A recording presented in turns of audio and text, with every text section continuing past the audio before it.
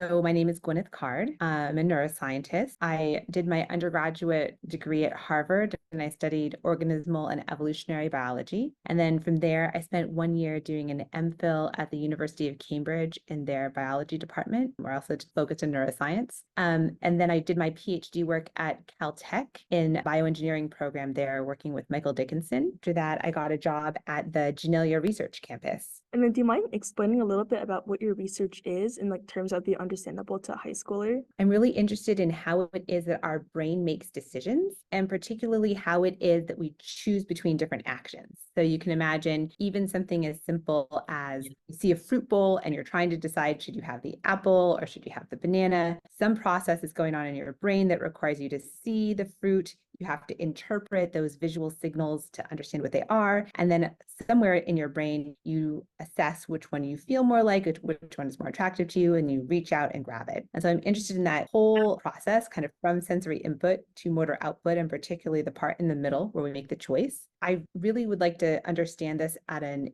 individual cell basis. So one brain cell at a time, what's it actually doing in that sequence? So in order to be able to get down to that kind of level of detail, I don't study human brains. I actually study fly brains. So fly brains are a lot smaller. There's fewer neurons in the fly brain, and we go in and sort of one at a time try to understand what each neuron does. And then how did you get interested in research in the first place? And why did you choose neuroscience in particular? So I feel like I sort of accidentally stumbled into it. My high school actually had a program in its final year called Senior Project, and it was great. You basically got a faculty advisor and you could design any project of your choosing and work on it for a semester. And I remember at the time I had lots of interests and I was kind of trying to decide, oh, like maybe for a semester, I'll design a mural, we'll paint a mural, or, maybe I'll look into something about how the body moves. I was kind of interested in that too. So I decided to go with the latter one, how the body moves. And I kind of just went to the library and started looking at books and found this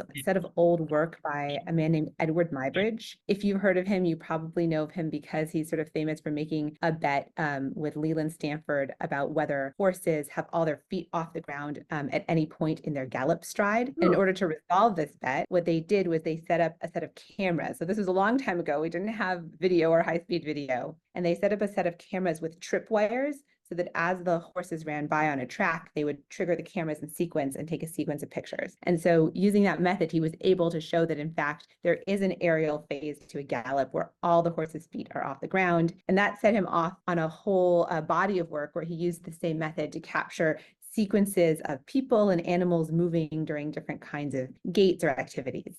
So as a high school student, I used his series of pictures to make some measurements and analyses of how bodies were moving. And that really got me into this world of biomechanics. And then when I got to college, I found a lab that was doing work that was similar to that. And I started doing research there as part of my classwork. What has been the biggest challenge that you faced, and like how did you overcome that? Because I know research is a lot of failure. That's not something I initially expected. Yeah, I think there's definitely more than one challenge. So there's, it's a series of challenges. I think early on, the challenges I faced were really just trying to decide what I wanted to do. Research is also very broad. And, I kind of came in from this experience with this interest in biomechanics, but there's all sorts of other things that I was interested in, evolution, or, specifically how the brain works. This was kind of how I managed to go afterwards. At the time, molecular biology was really taking off and just really interesting to think about like what actually goes on in a single cell, how do as little its parts move around. So I feel like early on it was kind of figuring out like how to balance focusing on research versus kind of just getting a lot of experiences to try to understand different fields and like what really interested me and just learn more broadly. Yeah, and to generalize that, how would you recommend a high schooler try and find their specific passion? Yeah, that's a great question. I think you just, the more experiences you can have, and experience could be a whole summer doing research, or experience could be just,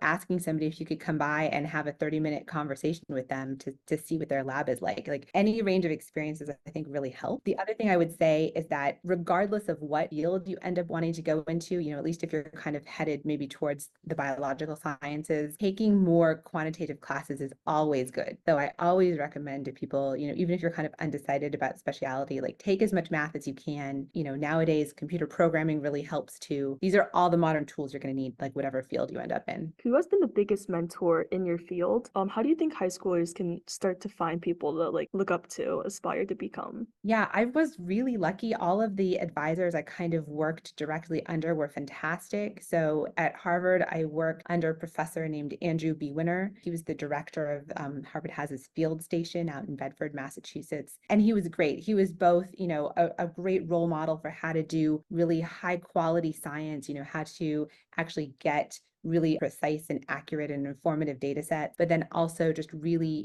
generous with his time and kind of, open-minded about listening to my ideas or, including me in his project. One of the things I was really lucky to be able to do as an undergraduate working in his lab was at some point he needed to go to Australia for a few weeks to work with a collaborator. We were studying hopping gaits. So the cool thing about hopping gaits is that as animals go faster and faster, it doesn't actually take them more energy to produce those higher speeds if the animal is hopping. So it's getting some kind of recovery of energy at higher speeds. But it was a little bit of a mystery how that was happening. We wanted to study this in kangaroos and wallabies, which are kind of small kangaroos. So Australia is the place that has these animals. And so I was able to go with him on that trip and kind of see, even another lab, another scientific setting, and how wonderful it is to be out in the field, chasing these animals around. Well, you mentioned briefly earlier, you started with biomechanics and now you're pretty deep into neuroscience. What kind of caused that change? Because I know that science isn't always linear and people have different interests. And how do you suggest students like adapt to their varying interests? Yeah, great question. So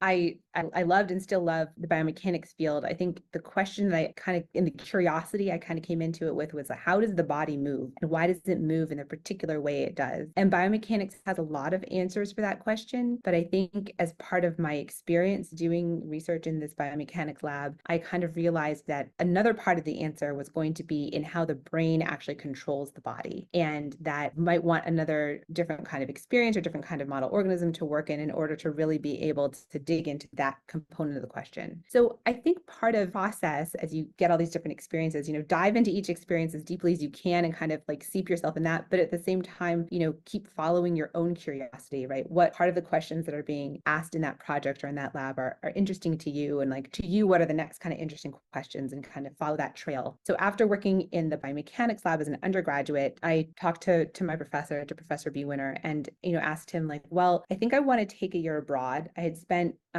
4 years at my college and I wanted an international experience. So I just sort of asked him, where would you recommend I go next? I'm really interested in potentially, getting into the brain. And he had a great recommendation for me. He recommended Simon Laughlin, who was a professor at Cambridge who studied flies. And so, I managed to get into that lab and go work with Simon. And it was fantastic. It was my first experience working with invertebrates, so with flies. It was my first experience sticking an electrode in the brain. And I think you kind of, as you go through them, you kind of recognize those experiences where you hit something that just really speaks to you. And so to me, the first time that I stuck a piece of wire in a fly brain and then could basically just hear the brain thinking was amazing. It's really cool when you stick these electrodes in these parts of the visual areas of the brain. Then as you just move your hands around the fly, you can sort of hear that like the neurons going, in response to you. So I just thought that was amazing. And that kind of like set the course for what I would do next. Where do you see your field going and where do you think students can begin to focus their attention to? In the world of sort of fly neuroscience specifically, one of the amazing things that has happened in the last sort of 5 years is that there's a whole new kind of data that's emerging called connectomes. So what connectomes are connectivity maps that tell you how every neuron in the fly brain is connected to every other neuron and like by how many synapses. So kind of like what the weight is between each connection. And these maps are laborious to get. They involve huge teams of people and lots of money.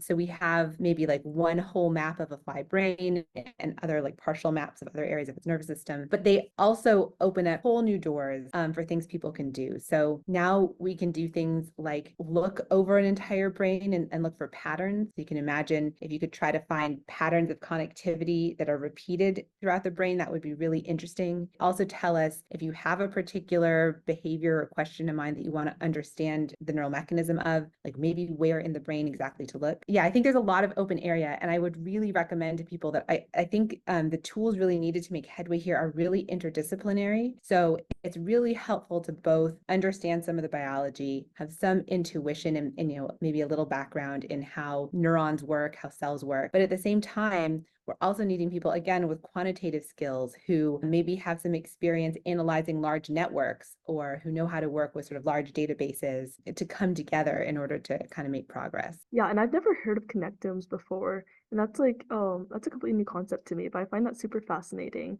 And I know that a lot of people are using AI to now simulate the brain, but I think that's still slightly different than what you guys are doing, right? That's right. I think they're really complementary at this point. I mean, they'll maybe inform each other a little bit, but I think this is the question, right? If we can simulate the brain, if we could simulate behavior, do we understand it? Yeah. Right. A lot of the simulations are kind of just based on these algorithms that we don't understand the insides of. We could just kind of know what comes out the end. And so, I think what we're doing with connectomes and things that we really have the detailed information about what's inside and what's going on inside is to try to understand very, like in a very causal and mechanistic way, how A leads to B, how does then that make C like emerge? What tips would you give to a high schooler? Because I know that a lot of people don't have access to a wet lab, but what else do you think they're still able to do to try to get into science? Yeah, that's a great question. I mean, I think it's wonderful the like just the more broadly you can read, not just textbooks, but maybe also starting to try to understand primary literature. That's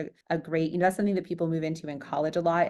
But it's something that like as you get farther along in your high school education, you can kind of be ready for. I think we're in just this amazing new era where so much is online also. So, I think a really fruitful thing to do is to watch talks from people. I like things like the TED Talk series, which are kind of short and geared towards broad audiences, but bring to you like ideas and concepts, right? So you can kind of surf through those different kinds of videos and see different people and how they think about things and see what resonates with you. So that then, either during high school or later when you get into college, you're kind of ready to write to people and actually start to interact and see if you can get in their lab or have them talk to you about their ideas. And on the topic of getting into labs, what would make someone stand out to you? And what are traits that like you're really looking for? The first thing that makes people stand out and that I just can't emphasize enough is you need to tailor your email to the specific lab, right? So I get lots of emails from people at every level, high school, college, postdoc. And if I think it's a generic email, then it's not going to pass my filter because there's so many and you kind of really want to work with people who are specifically interested in what you're doing. That doesn't mean that you have to read every single lab paper and understand completely what's going on in the lab, but it does mean that you probably looked at the website, have a general idea of what the lab is doing, and then in your email can match that up to some interest of yours, right? So if you were writing me, it would kind of be like, I've seen your website on the Columbia University page. I think this sounds really interesting. I glanced through, this paper that you wrote, and I was really interested in, the part where you guys show this. Or I'm also really interested in decision making and would love to learn more about how you guys use flies as a model to study this, right? Something that's actually specific to lab. I think that's definitely stage one. And then step two is, persistence also helps. Unfortunately, we're inundated by email and we're not always as on top of things as we could be. So don't be offended if you don't hear back, after your first email. It might take 2 or 3. And if you're not getting traction there, then another way you can approach things is just to try to figure out if that school, that university actually, or that department has a program for high school students. So I've been in a couple different places, and sometimes like we're not really supposed to take high school students directly. We're actually kind of supposed to have students apply through a sort of more organized program. And so sometimes, that's a kind of a different avenue that you need to go. But I'll say one more thing, which is that a tricky thing about high school students is that it can be hard to bring students into the wet lab, right? Because you're still minors. And so it doesn't always work depending on the kind of work that's going on. So kinds of skills that it's useful to tell people you have would, again, be anything computational or experience you have working with data, because you might end up needing to do something that is more online or on the computer as opposed to actually being at the bench. Yeah, that's really helpful advice. And that's a lot of the things I didn't really think about when I first started emailing professors. And then that's all the questions I have for today. Is there any other advice you'd like to add? Sure. I think, I would say just stick with it. I think, if you don't know if science is for you, A, keep exploring, and B, if you feel like you're a curious person, then odds are science is for you. I think it's less about the particular skill set. That's something you can acquire and people can teach you. And it's kind of more about just what you want to spend your time doing. If you're just kind of curious to figure out how things work, I would very much encourage you to just keep looking around.